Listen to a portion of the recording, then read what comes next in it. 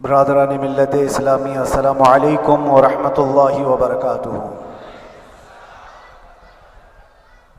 الحمد للہ الحنان المنان الذي خلق الانسان وعلمه البيان، والصلاة والسلام على رسوله سید الانس والجان وعلى آلہ واصحابہ ذوی الخیر والاحسان، اما بعد فأعوذ بالله من الشيطان الرجيم، بسم الله الرحمن الرحيم، وقل جاء الحق وزهق الباطل إن الباطل كان زهوقا، صدق الله مولانا العظیم۔ بارگاہ رسالت معاب صلی اللہ علیہ وسلم میں درود پاک کا ہدیہ پیش کریں۔ اللہم صل علی سیدنا و مولانا محمد معدن الجود والکرم وآلہ واصحابہ الکرام وابنہ الکریم وبارک وسلم صلاۃ دائمۃ سرمدا ابدا۔ عزیزان گرامی وقار، میں یہ چاہتا ہوں جہاں پر آ کر ہم رکے تھے وہیں سے ہم پھر آگے بڑھتے ہیں۔ ہم رکے تھے کہاں آ کر؟ کچھ دیر کی خاموشی ہے، اس کے بعد ہم آگے بڑھتے ہیں، اس لیے کہ مجھے کوئی شعر اب یاد کرانے کی ضرورت نہیں اور نہ ہی کسی کے سامنے کچھ بولنے کی ضرورت ہے۔ حالات تو ایسے تھے کہ جو نان مسلم تھے وہ بھی ہمیں جیل میں دیکھ کر یہی کہتے تھے کہ آپ ہی نے کہا یہ فلاں بات۔ ہم نے کہا اللہ تبارک و تعالیٰ نے تم کو بھی یاد کرا دیا۔ میرے عزیزوں، ستیزہ کار رہا ہے ازل سے تا امروز، شرار بو لہبی سے چراغ مصطفی بھی۔ یہ آج کل کے معاملات نہیں، ابتدا سے حق اور باطل کے معرکے ہوتے رہے، لیکن ایک بات میں آپ سب کو بتانا چاہتا ہوں، مظفر کو مقید نہ سمجھ اے سیاد۔ سیدنا مظفر حسین کچھوچھوی رحمۃ اللہ تعالی علیہ جیل گئے تھے، قید میں تھے، تب انہوں نے یہ شعر کہا تھا کہ مظفر کو مقید نہ سمجھ اے سیاد، میری یہ اسیری بھی سنت آبائی ہے، میرے آبا و اجداد کی سنت ہے جس پر میں عمل کر کے آ رہا ہوں، میرے بزرگوں کی یہ سنت تھی۔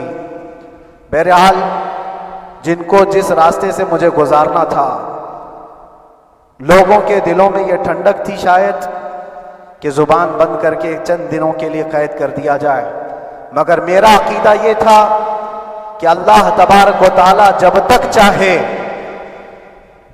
چاہے کہ کوئی اس کے لیے پابندی نہیں لگا سکتا۔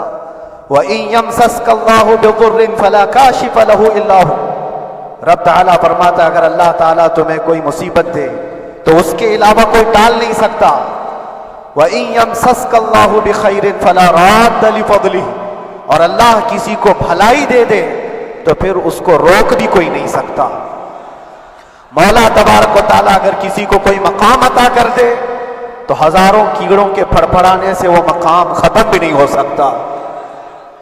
اللہ تبارک و تعالیٰ جس کو بڑھانا چاہے اس کے لیے کوئی راستہ رکاوٹ نہیں بن سکتا، اس لیے کہ ہم نے تاریخ میں دیکھا ہے پیبند لگے کپڑے پہننے والے، پیروں میں چپل نہیں تھے، جن کے ناخن تک اکھڑ جاتے تھے، لیکن وہ جب چلتے تھے قیصر اور کسریٰ بھی کانپتے تھے، جن کا ہی یہ نعرہ تھا ٹل نہ سکتے تھے جنگ میں اگر اڑ جاتے تھے، پاؤں شیروں کے بھی میدان سے اکھڑ جاتے تھے، حق سے سرکش ہوا کوئی تو بگڑ جاتے تھے، ارے تیغ کیا چیز ہے ہم توپ سے بھی لڑ جاتے تھے۔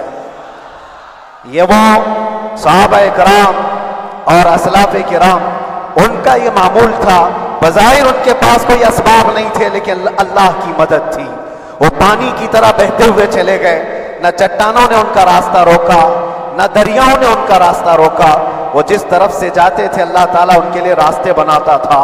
عزیزان گرامی وقار، کون ہے وہ جو دریائے دجلہ میں اپنے گھوڑے دوڑائے تھے؟ کون ہے وہ جو دریا میں اپنی کشتیاں ڈال کر جلا دیا تھا کہ واپس جانے کا کوئی تصور نہ ہو؟ یہ سب میرے مصطفیٰ کریم کے دیوانوں کی ہی بات تھی۔ اسی لیے آج بھی دنیا گھبراتی ہے تو شانے لوگوں سے نہیں، دیوانوں سے ہی گھبراتی ہے۔ بہت زیادہ چالاک رہنے والوں سے نہیں، دیوانوں سے دنیا گھبراتی ہے، اس لیے کہ دنیا کو پتا ہے، دنیا جانتی ہے کہ دیوانہ کہاں دیکھتا ہے کسی کو پتا نہیں۔ اور یہ اس دیوانے کی بات کر رہا ہوں جس کے لیے اللہ کے حبیب صلی اللہ تعالیٰ علیہ وسلم کی عزت و وقار سب سے اول ہے۔ عزیزان گرامی وقار، آج آپ کے سامنے حاضر آیا، یہ میرے استاد گرامی، مربی، استاذ الاساتذہ، برادر گرامی حضرت العلامہ مفتی زبیر احمد صاحب قبلہ ادام اللہ اقبالہ، جنہوں نے دن رات ایک کر دیے تھے۔ میرے خیال سے 8 مہینے میں جتنے ان کے بال سفید ہوئے اس سے زیادہ نہیں ہوئے ہوں، صرف اس لیے نہیں کہ ایک بھائی کے لیے، اس لیے بھی لڑ رہے تھے کہ ایک عالم کے لیے جس سے دین کا بہت سارا حصہ وابستہ ہے۔ ان کی محنتیں رائگاں نہ گئیں۔ بہت سارے میرے احباب و اقربا، خاص طور پر مدن پورہ اور وکرولی سے، جنہوں نے اپنے گھر بار چھوڑ کر میرے لیے دوڑتے بھاگتے رہے، اللہ رب العزت اس بات کا شاہد ہے، ایک ایک دن اندر میں نے سب کے لیے دعائیں کی ہیں، اور ایسا نہیں کہ کوئی دن بھولا جاتا، اور باہر کی ہمیشہ یہ خبریں آتی رہتی کہ حالات کیسے کے کیسے ہوتے جا رہے ہیں۔ کبھی اگر گھبراہٹ اور بے چینی ہوتی تو میرے عزیزوں صرف ایک ہی بات ہمارے پاس تھی علاج کے لیے، ایک ہی علاج تھا۔ جب بے چینی بڑھ جاتی، اپنوں سے رابطہ نہیں ہو پاتا اور کسی کے خبر نہ پہنچتی، کھانے پینے کی تکلیفیں، رہنے سہنے کی مصیبتیں جب سر پر آتی تو ایک ہی علاج تھا، ان کے نثار کوئی کیسے ہی رنج میں ہو، ان کے نثار کوئی کیسے ہی رنج میں ہو، جب یاد آ گئے ہیں سب غم بھلا دیے ہیں، جب یاد آ گئے ہیں سب غم بھلا دیے ہیں۔ اس رسول محترم صلی اللہ تعالیٰ علیہ وسلم کا احسان عظیم ہے۔ بار بار مجھے یہ احساس ہوتا رہا، پوری دنیا اگر چھوڑ دے مگر یقین تھا آمنہ کا لال کبھی نہیں چھوڑے گا، اور چھوڑا بھی نہیں، اور چھوڑا بھی نہیں۔ ہر رات جو ہمارا معمول تھا، ہم نے جو دیکھا، ہماری پچھلی زندگی میں ہم نے اتنے عجائبات نہیں دیکھے ہوں گے جو 8 مہینے کے اندر ہم نے دیکھے۔ نبی پاک صلی اللہ تعالیٰ علیہ وسلم کے انعامات و اکرامات، رب تبارک و تعالیٰ کی مدد سے دل مضبوط ہوتا ہے۔ عزیزان گرامی، ہم نے تو وہاں ایسے لوگوں کو دیکھا جو ڈپریشن کا شکار ہو کر کافر بھی ہو گئے، اور حالات سے گھبرا کر کے وہ انکار کر بیٹھے، کوئی خدا نہیں ہے، کوئی مدد نہیں آتی ہے۔ ایسے حالات وہاں دیکھے، لیکن ان حالات میں بھی اللہ تبارک و تعالیٰ کی مدد ساتھ رہی۔ رسول پاک صلی اللہ تعالیٰ علیہ وسلم کا انعام و اکرام یہ تھا کہ جس طرح سے گئے تھے اسی طرح سے واپس بھی آئے، جس طرح سے گئے تھے ویسے واپس آئے، اور نہ میرے مصطفیٰ نے باہر میری عزت میں کمی کی، نہ اندر عزت میں کمی کی، کہیں پر بھی نہیں۔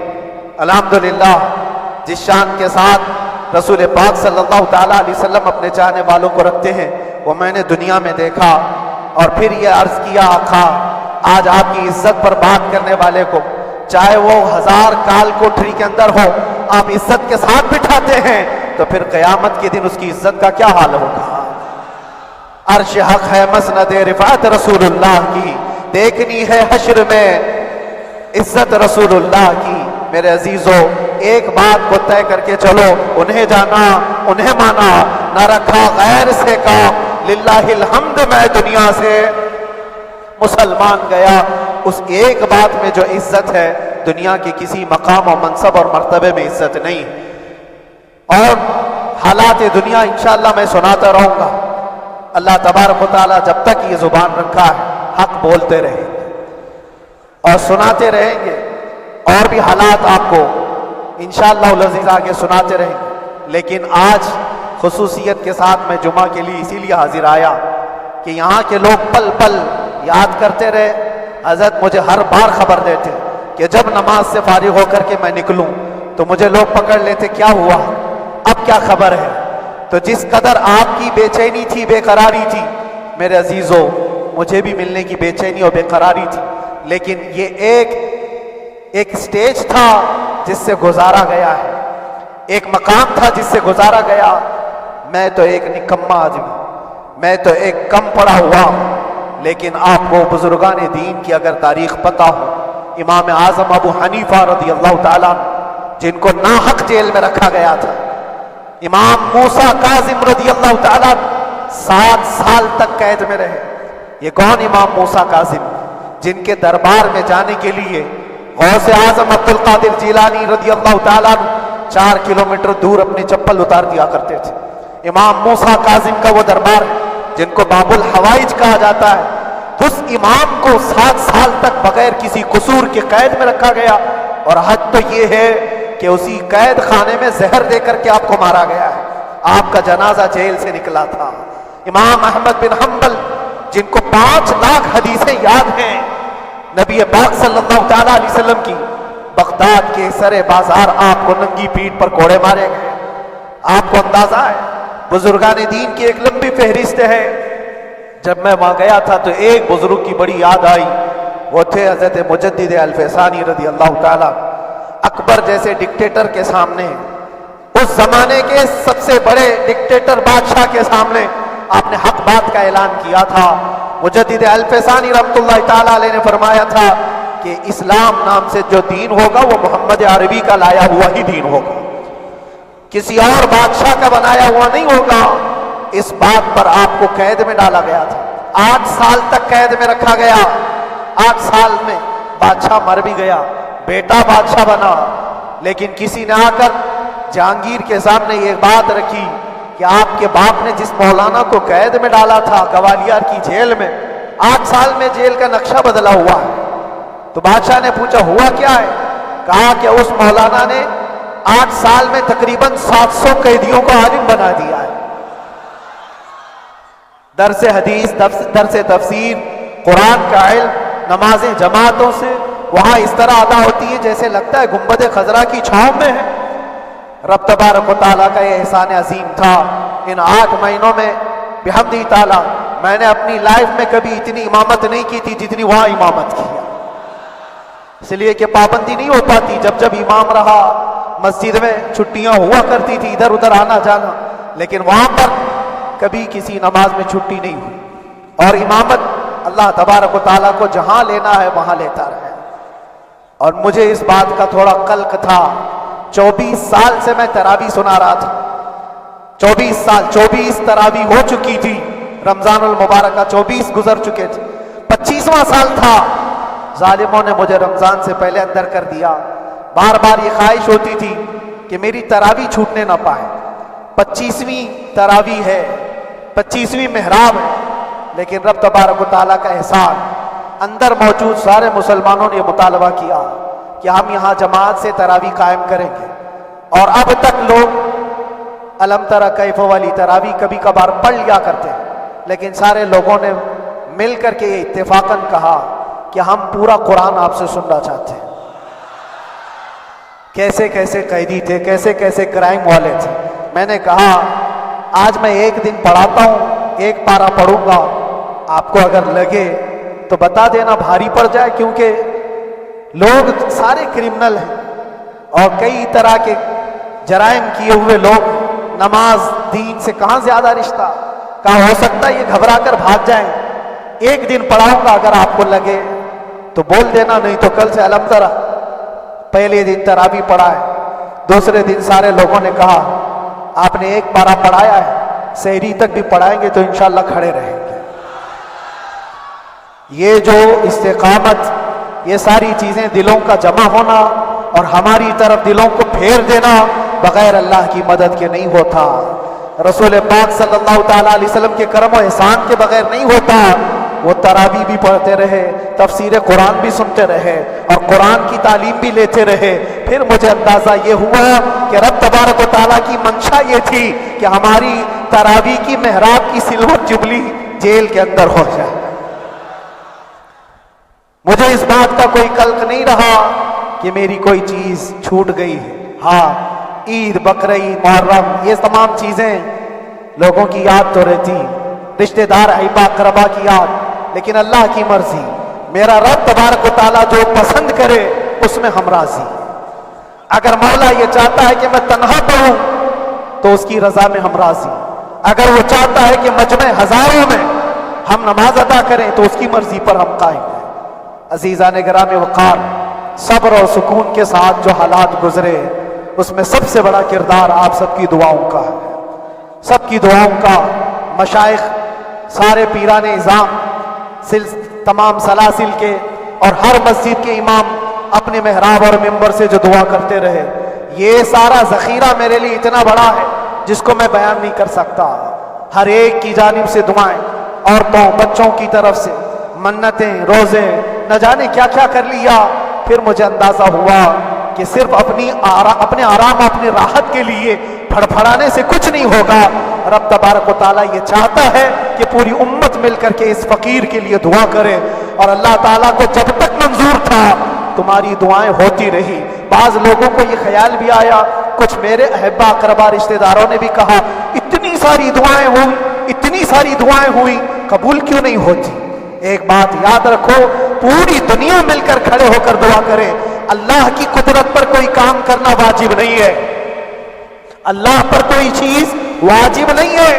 اگر وہ اپنے فضل سے عطا کر دے تو اس کا احسان، اس کا احسان ہے۔ اب چاہے وہ سال بھر میں قبول کرے کہ 5 سال میں قبول کرے، ایک بات یاد آتی ہے میرے عزیزوں، ہماری قید تو 8 مہینے کی ہوگی، ان بزرگان دین کی قید 8 سال 7 سال۔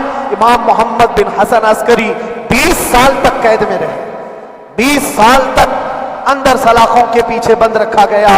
یہ اہل بیت اطہار ہیں، ائمہ اعظام ہیں، ان کی تکلیفیں دیکھ کر پھر ہماری تکلیف چھوٹی لگتی، اور پھر نبی پاک صلی اللہ تعالیٰ علیہ وسلم کی یاد آتی۔ صرف اس بات کا ہمیں فخر تھا کہ تم نے کبھی چوری کے الزام میں تو نہیں گرفتار کیا، کسی گھناؤنے الزام میں تو نہیں گرفتار کیا، ہاں اگر کسی بات پر گرفتار کیا ہے تو ان سے پوچھو تو اب یہ بولنے میں بھی شرم کرتے ہیں۔ مولانا کو کیوں گرفتار کیا ہے، مولانا کو کیوں اندر رکھا ہے، شرم آتی ہے بولنے میں، کیونکہ انہوں نے کچھ ایسا بولا تھا جس کو بولنے میں شرم آتی۔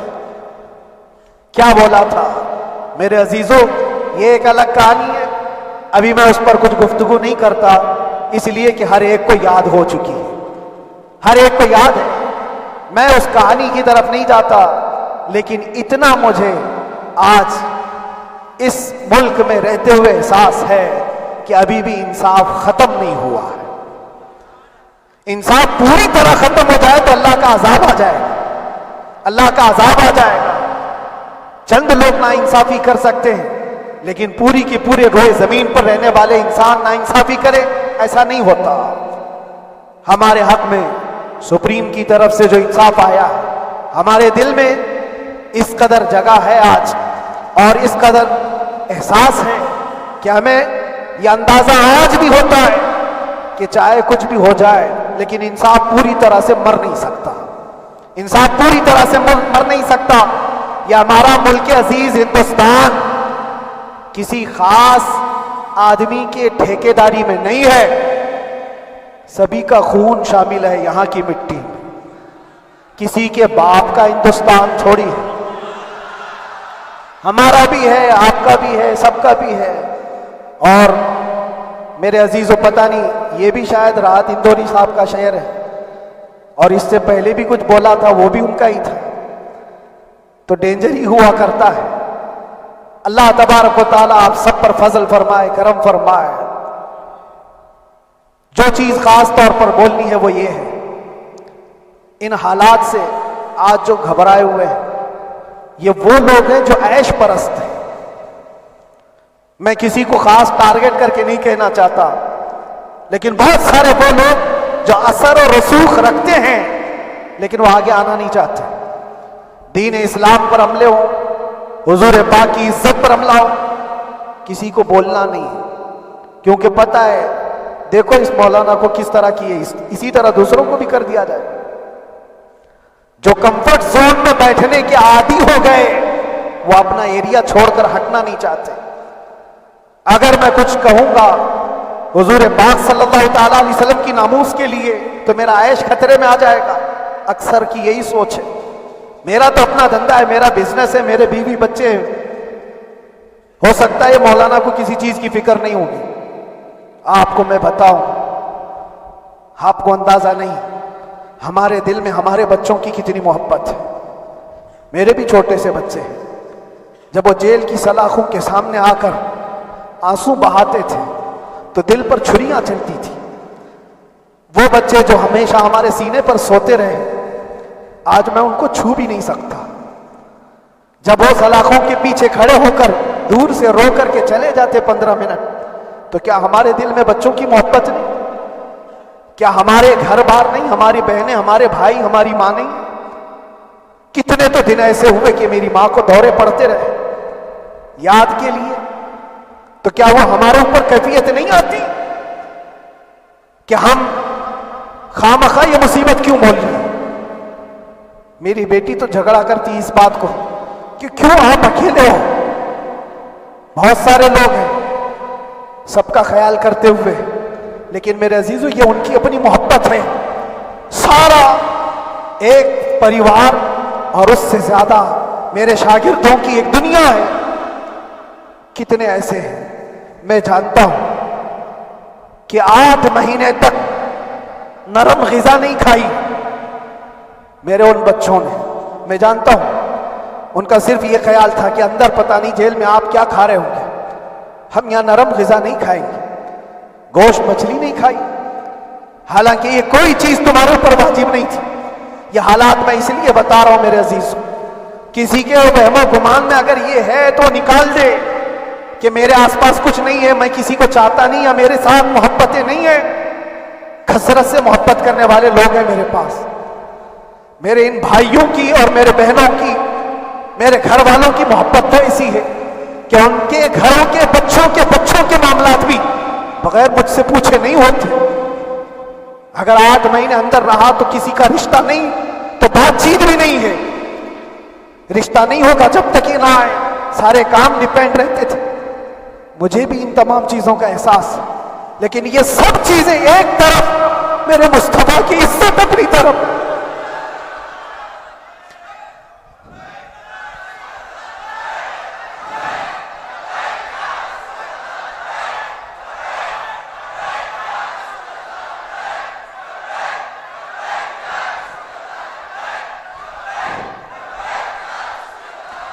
میرے عزیزوں، ہر ایک کے آنسو کے قطرے میں نے دیکھے، بھائیوں کے، بہنوں کے. میرے پاس ملنے کے لیے میرے جو شاگرد آتے ان کے، یہ اکثر جب جیل کی دیوار پر آ کر کھڑے ہوتے ان کی آنکھیں لال، یہ آنسو بہاتے 15 منٹ ملاقات کر کے چلے جاتے. آپ کو کیا اندازہ ہے اندر کے حالات ایک دن 1 سال کے برابر لگنے لگتا ہے. گھٹتے رہتے، لیکن ایک بات کا احساس بار بار ہوتا ہے کہ یہ ساری محبتیں ایک طرف ہے، لیکن ہم جس کے لیے کھڑے ہوئے ہیں اس کی محبت میں کوئی سمجھوتا نہیں، اس کی محبت میں کوئی سمجھوتا نہیں. ایمان اسی کا نام ہے، لا یؤمن احدکم حتی اکون احب الیہ من والدہ وولدہ والناس اجمعین. تم میں سے اس وقت تک کوئی پورا مومن نہیں ہو سکتا جب تک کہ اپنی اولاد، اپنے مال دولت، اپنے ماں باپ، سب سے زیادہ اپنے رسول سے محبت نہ کرے. دعا یہی کرتے رہو جب حضور پاک کا معاملہ آئے تو ساری دنیا ایک طرف ہو جائے. میں نے ایک واقعہ پڑھا تھا اندر ہی، حضرت خالد بن ولید رضی اللہ تعالیٰ ایک قلعے پر اچانک حملہ آور ہوئے تھے. وہ قلعے میں موجود جو دشمنان اسلام تھے ان کی پارٹی چل رہی تھی. بڑے بڑے قالین، صوفے بچھے ہوئے، تشتوں میں قیمتی کھانے رکھے ہوئے تھے. خالد بن ولید کے ساتھ جو لشکر ہے یہ تو وہ غریب صحابہ تھے جو پیون لگے کپڑے پہنتے، ایک کھجور پر پورا دن گزارتے. جب یہ اس قلعے پر حملہ آور ہوئے تو دشمنان اسلام جو تھے وہ مقابلہ کرنے کی ہمت نہ جٹا سکے، بھاگ گئے. سب سارا مال سب چھوڑ کر بھاگ گئے، بغیر کسی جنگ کے، بغیر کسی قتل قتال کے. پورا قلعہ فتح کیا خالد بن ولید. اب سنو، جو صحابہ تھے وہ مال غنیمت جمع کر رہے تھے، کیونکہ یہ عرب کے لوگ ایسے مہنگے قالین نہیں دیکھے تھے، ایسے مہنگے صوفے، اتنی قیمتی غذائیں انہوں نے دیکھی نہیں تھی. سب جمع کرنے لگے، سب جمع کرنے لگے. خالد بن ولید نے کہا خبردار ہاتھ مت لگانا، سب ہٹ جاؤ. سب ہٹ گئے. چند صحابہ کو بلایا، یہ سب جمع کرو، اس کو آگ لگا دو. پورا مال غنیمت جو تھا آگ لگا دیا. تو جو صحابہ تھے وہ کہنے لگے کیا یہ اچھا ہوتا ہے یہ سب میں آپ تقسیم کر دیتے، یہ بہت قیمتی چیزیں ہیں، عرب میں ہم لے جاتے تو یہ بہت مہنگی چیزیں ہیں۔ خالد بن ولید نے کیا کہا جانتے ہو؟ کہا اگر تم کو بھی ان تمام چیزوں کی عادت لگ جائے تو تم بھی ویسے ہی بھاگو گے جیسے یہ بھاگے۔ یہ آج جو ہمارا مقابلہ کرنے کی طاقت نہ لا سکے اور بھاگ گئے، اس کی وجہ یہ ہے کہ وہ عیش پرست ہے، عیاشی ان کے اندر تھی جس کی وجہ سے وہ کھڑے نہ ہو سکے، اور جب یہ عیاشی آئے گی تم کھڑے نہیں ہو سکو گے، کھڑے نہیں ہو سکو گے۔ آج میں یہی بات دہرانا چاہتا ہوں، جو بہت بڑے چہرے لے کر بیٹھے ہوئے ہوں وہ سیاسی اثر و رسوخ رکھنے والے بھی کمفرٹ زون میں رہنا چاہتے ہیں، میں چند لوگوں کو چھوڑ کر کے اکثر کا حال یہ وہ سوچتے ہیں کہ ہمارے اس دائرے سے نکلیں گے تو ہمارا عیش خطرے میں آ جائے گا، گھر بار خطرے میں آ جائے گا۔ یہ دنیا کی محبت انسان کو بزدل بناتی ہے، بزدل بناتی ہے۔ اس لیے میرے عزیزو، آپ جب کبھی یہ بات آئے، ایک طرف میرا پورا خاندان، ایک طرف میرے عیش کی زندگی اور ایک طرف رسول پاک کی عزت کا معاملہ، تو آپ مجھے بتاؤ آپ کس بات کا فیصلہ لیں گے؟ اسی بات کا فیصلہ لینا ہوگا نبی پاک صلی اللہ تعالی علیہ وسلم کی عزت کی خاطر تمہیں اس بات کا فیصلہ لینا ہوگا۔ اپنا سب کچھ گنبد خضرا کل بھی تھا آپ، میرے نبی سے میرا رشتہ کل بھی تھا آپ، اور بتلا دو گستاخ نبی کو غیرت سنی زندہ ہے، ان پہ مر مٹنے کا جذبہ کل بھی تھا آپ۔ بس یہ جذبہ باقی رہے، ہم کسی کو لڑنے کے لیے، مرنے کے لیے، مارنے کے لیے میدانوں میں اتارنے کی بات نہیں کرتے۔ میں اکثر اپنی تقریروں میں کہا کرتا ہوں، یا آپ سے پہلے بھی کیا، اگرچہ میری تقریروں کو ڈائیورٹ کیا جاتا ہے، آج بھی بہت لوگ ہوں گے، بلکہ آج مدن پورہ کا یہ پہلا جمعہ ہے، مجھے اندازہ ہے پورا ہندوستان نہیں باہر بھی سب کی نظریں اس پار ہیں کہ آنے کے بعد یہ کیا بولتا ہے، آنے کے بعد یہ کیا بولتا ہے۔ سب اسی انتظار میں ہے، میں سب کو ایک ہی میسج دوں گا، آنے کے بعد وہی بولے گا جو پہلے بولتا تھا۔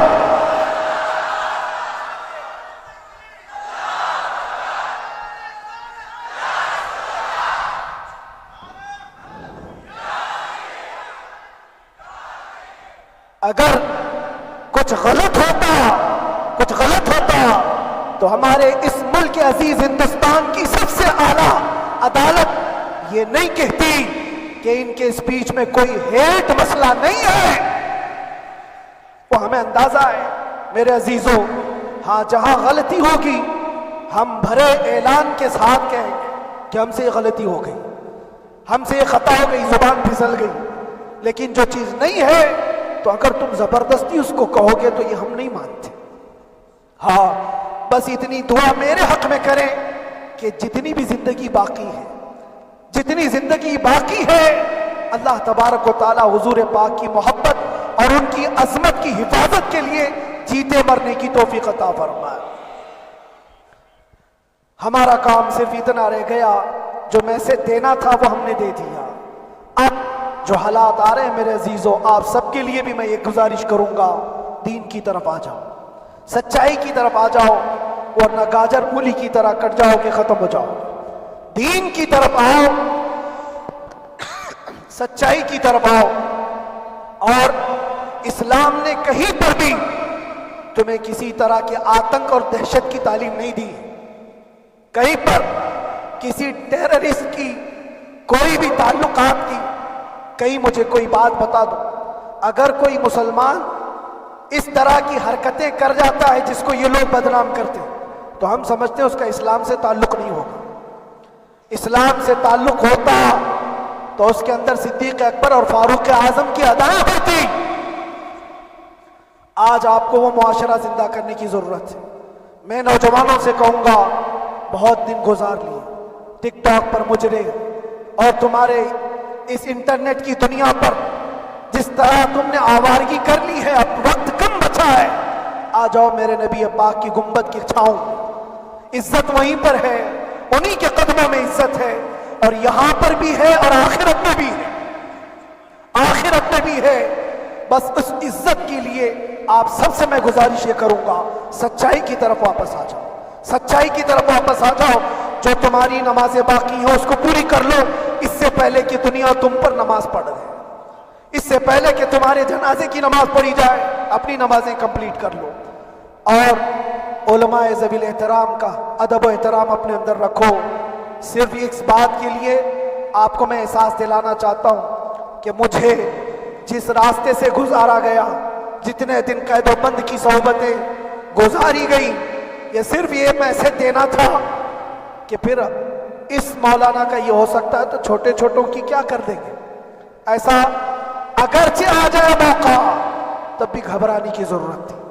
آپ کو پتا ہے اس ملک عزیز ہندوستان کی آزادی میں 30,000 علماء کو پھانسیوں پر لٹکایا گیا۔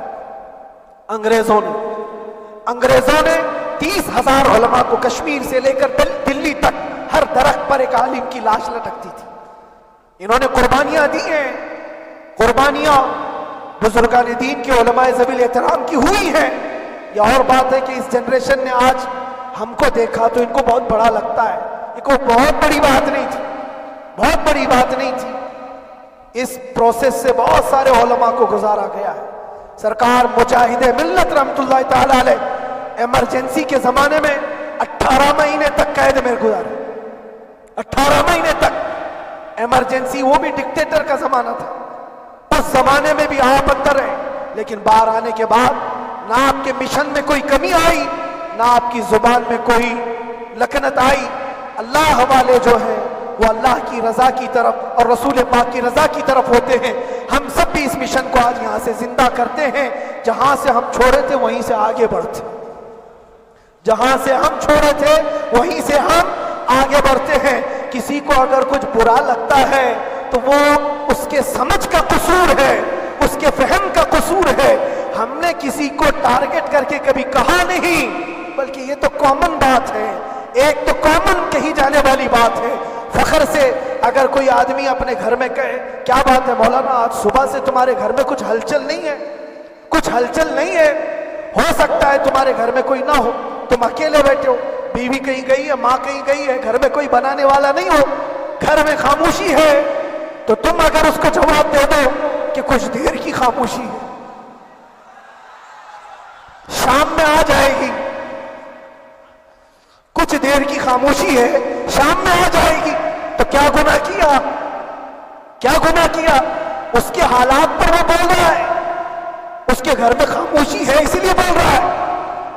ہم نے بھی اسی لیے کہا کچھ دیر کی خاموشی، اس لیے کہ ہم جانتے ہیں اسلام وہ نہیں ہے جو یہاں دکھ رہا ہے آج، اسلام تو وہ تھا جو صدیق اکبر کے زمانے کا تھا، اسلام تو وہ تھا جو فاروق اعظم کا تھا، اسلام تو وہ تھا جو عثمان غنی اور حیدر کرار کا تھا۔ تو وہ جو ہلچل تھی وہ خاموش ہے، صلاح الدین ایوبی کا دور تھا، وہ اسلام کی ہلچل تھی۔ تو میرا گھر آج خاموش ہے، اس لیے تمہیں پکار کر کے رہو کچھ دیر کی خاموشی ہے، اور ہمیں اپنے رب سے یقین ہے یہ خاموشی ایک شام ٹوٹے گی، کوئی صلاح الدین آئے گا۔ اور اللہ تبارک و تعالی ہم سب کے اس عزم اور حوصلے کو زندہ رکھے، اور آپ سب کی محبتوں کو سدا سلامت رکھے، اور میرے آقا صلی اللہ تعالی علیہ وسلم کے قدموں پر مر مٹنے کی ہمیں توفیق عطا فرمائے۔ وآخر دعوانا الحمدللہ رب العالمین۔ لبیک یا رسول اللہ۔